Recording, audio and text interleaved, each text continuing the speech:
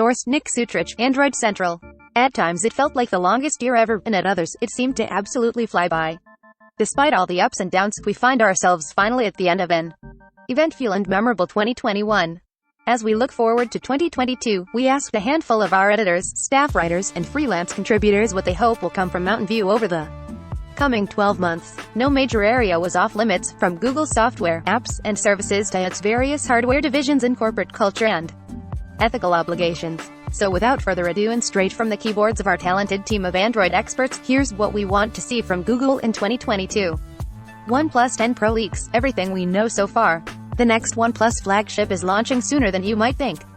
0 seconds of 59 seconds, volume 0%. Sponsored links. KRT Karsam KSV CBW Mimi Kakai KEXIB Bang. Karsam Thailand. Click Tini. Software and apps. Source: Nick Sutrich, Android Central. Era Wagoner, staff writer. I had hoped, perhaps vainly, that 2021 would be the year that YouTube finally got off its ass and made YouTube Music a consistent, stable contender. While YouTube Music improved this year in both features and selection, there are still so many basic things that the service needs to improve. Casting still remains broken at its core. So many new features either take months to roll out to everyone, or they'll only roll out to iOS. Really, YouTube? Really? YouTube Music is fantastic, but it still lags behind Spotify and others for basic features like library management. Yes, YouTube Music finally came to Wear OS. Recap: 2021 is about 5 times better than last year in every way, except the rollout, which took weeks and left its most hardcore listeners waiting the longest. Yes, the issues with downloaded music disappearing are gone, but library management is still a dumpster fire, especially for uploaded music, a feature that well and truly makes YouTube Music stand out from the pack. And yet, the algorithm for mixes and radios still needs a significant overhaul, and casting has been broken since literally 2015. Can we please fix that in 2022? YouTube proper made strides this year in trying to limit misinformation and hate speech, about 6 years too late, but what else is new? But it still has epic journey lengths of work ahead of it when it comes to moderation and limiting the reach of problematic content to keep anyone else from falling down the rabbit hole. More robust tools are also desperately needed to help channels foster a healthy, inclusive discussion so that there can be a happy middle ground between comments are a dumpster fire and comments are closed, restricted to prevent things from getting out of hand. And don't think I haven't forgotten about that atrocity of limitations around kids' music and the mini player, YouTube. It makes YouTube Music exceedingly hard for parents or younger users, and makes zero sense to have those limitations in YouTube Music where you can't see comments or video recommendations. Of course, more copy changes are needed too, but can we please fix what your last slapdash solution broke first? Chris Weedle, contributor. Google has done a good job of building out the Home app with many great features, but at what cost? I have a lot of smart home devices, and I am very much in the Google ecosystem, using a lot of excellent Google Home compatible devices via the Home app and some great Google Assistant speakers to control them. However, it seems that Google is adding so many features to the Home app that it's getting muddled. Often when I load up the app to access a smart home device, the app lags at recognizing what the device's current status really is. For example, the app will say a group of lights are on when they aren't, or when I turn them off, the app will give me an error saying that it was unable to perform the task when it actually did complete it correctly. Google needs to take some time to clean up the Home app to reduce lag and add in some features that have been lacking for far too long. Google needs to step up its game when it comes to kids content and parental tools. Aside from the updates to the Google Home app, I'd love to see Google step up its efforts to expand on the kids space for tablets. As it stands now, to enable feature, you have a very limited number of tablets to pick from that are compatible with it. Right now, Amazon owns the kids tablet space for Android users with its excellent Fire Kids tablets, and it has little to do with the hardware that is offered. Aside from a great price point, it's all about the Amazon Kids software and the 2-year worry-free warranty. Google's Kids Space is a solid complement to Family Link in giving parents oversight to their child's device usage. But regardless of how good Kids Space might be, it doesn't matter if it's inaccessible. Amazon's Fire tablets lack some basic apps that can be useful, like YouTube and even Gmail. Samsung has its own software layer for kids, but it's only available on Samsung devices. Google needs to expand the Kids Space service to more tablets, and quickly. Derek, lead news writer. I want Google to get serious about Wear OS. The company has demonstrated that it's putting in the effort, which has shown in its work with Samsung on the Galaxy Watch 4 series, but there's no reason to make other OEMs wait so long. Taking all this time between major Wear OS 3 launches could result in waning interest, especially if what we get when it does finally launch is less than impressive. And if Fitbit is going to be integrated with Wear OS, the company needs to figure out where Google Fit fits into this plan.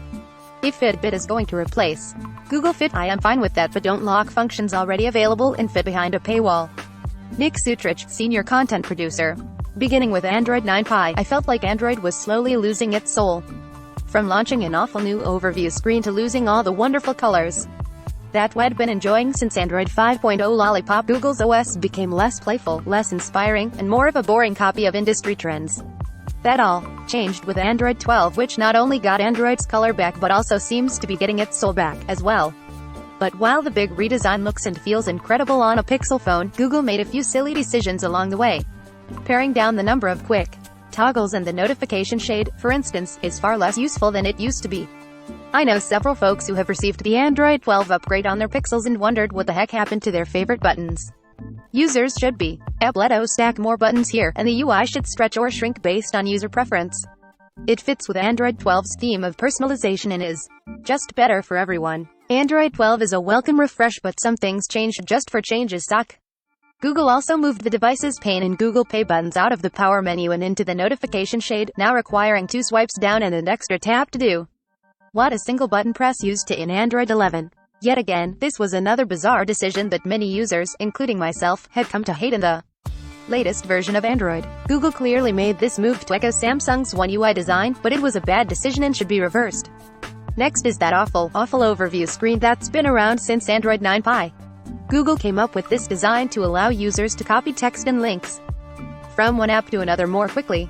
I don't know about you, but I've never once used this functionality in my many years with Android phones since this feature change occurred, and I would much rather see multiple app tiles on the screen instead of one giant, useless tile. This is supposed to be a multitasking screen, Google. However, seeing one app tile at a time is quite the opposite of multitasking, and I find myself never even bothering to swipe up and hold to get to this screen. It's useless, and it needs to be replaced. I am all for keeping it around for users who like it, but please give us options, Google. It's the worst part of using a Pixel phone for me. Pixel phones and accessories. Source: Alex Adobe, Android Central. Alex Adobe, Executive Editor, UK. The Pixel 6 represented a soft reset for the Pixel series, bringing the strongest ever Google phones to market in 2021.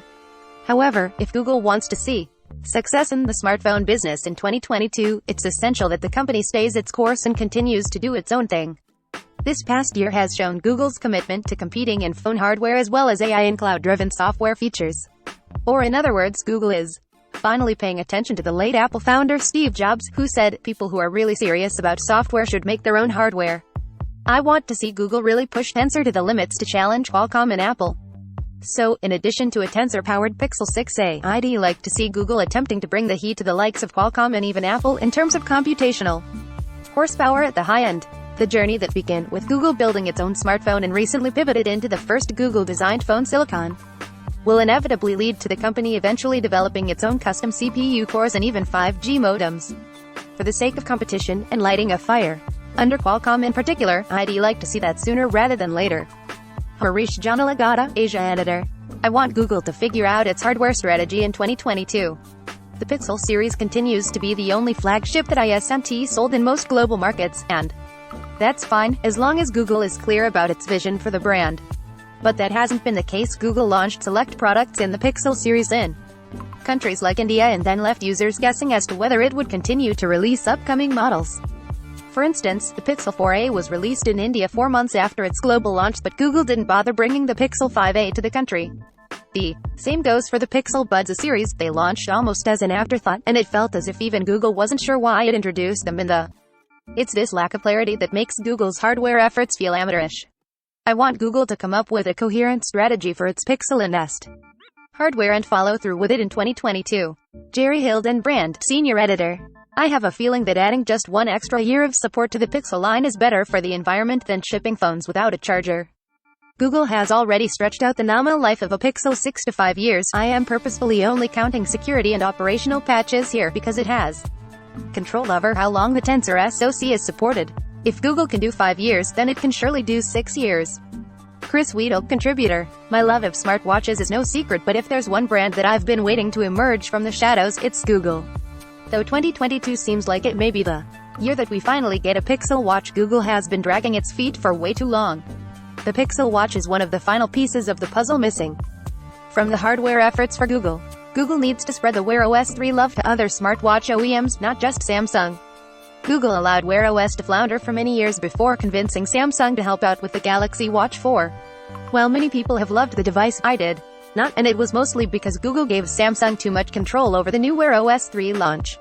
One of the things that make the Pixel phone so wonderful is their distinct Android interpretation. Samsung's Galaxy Watch 4 is barely noticeable as a Wear OS device, and because it is still the only product with Wear OS 3, Google is losing hype in the wearable software. 2022 is the time for Google to recapture interest in its platform and capture some of the smartwatch market for itself, and I can't wait. Namira Saud Fatmi, contributor. Google finally gave us a true blue flagship series with the Pixel 6 and 6 Pro. In addition, the Alphabet-owned company is slowly expanding its consumer tech portfolio with the Pixel Buds and the rumored Pixel smartwatch besides its already successful lineup of smart home products. But there is one thing that I want to see from Google more than anything else, a made by Google stylus. How cool would a made by Google Pixel stylus be in 2022? Very. One of the key unique selling points of Samsung's top-of-the-line phones is the S Pen. Heck, they even managed to incorporate the S Pen Pro into the folding Galaxy Z Fold 3, which is a genius move on Samsung's part. I want to see Google play around with this concept and include a stylus in future Pixel phones or launch it as a standalone accessory. If they make it compatible with a wider range of devices, it could be a great add-on for Chromebooks as well. Considering the ginormous 6.4-inch and 6.7-inch AMOLED displays on the Pixel 6 series, a Pixel stylus makes perfect sense. Users can get so much use out of a stylus, and Google can come up with competing air gestures and innovative features to finally give the S Pen some real competition. With the advent of the amazing Tensor chip, it's Google's time to innovate and experiment. The in-house chipset could help Google deliver a stylus with unusual capabilities made possible only because of Tensor's prowess. Nest and Chromebooks. Source: Daniel Better, Android Central. Chris Weedle, contributor. When it comes to Nest hardware, all that I own are smart speakers and a thermostat. So while I feel that the Nest thermostat is pretty wonderful, the speakers are due for some upgrades. Amazon is constantly evolving its Alexa speakers with better processors, new form factors, as well as software. In my opinion, Google Assistant is still leading the pack in digital assistants, but the in-home hardware that supports it, specifically the Nest Audio, is starting to lag. During Amazon's Fall 2021 event, it rolled out a host of new hardware and software features.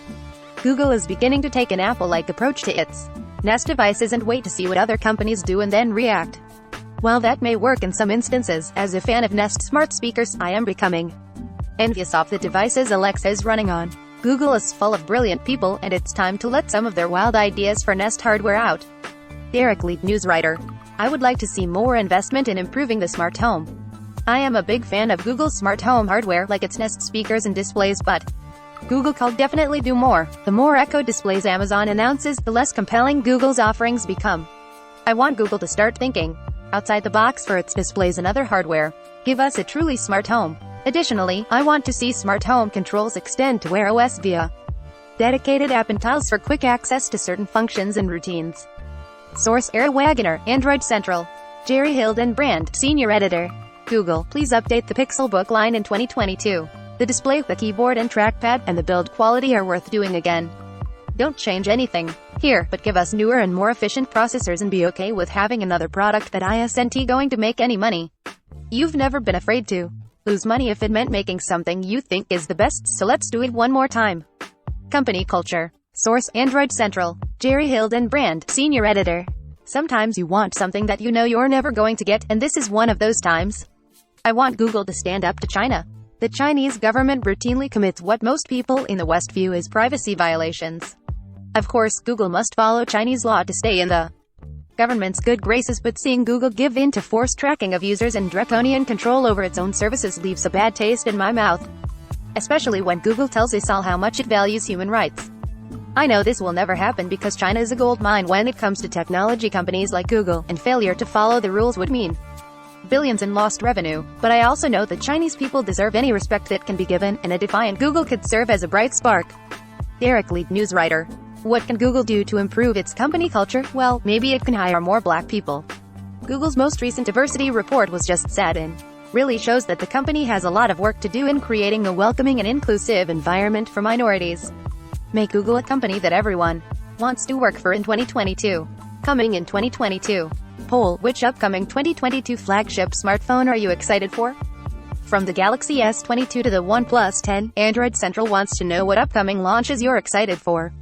Winding down. Stadia Year in Review 2021, Lives to see 2022, but glimpse into the future.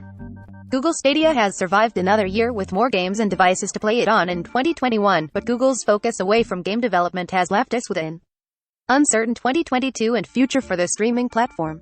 New Year's resolutions. Top 7 things we want to see from Meta and the Oculus Quest 2 in 2022.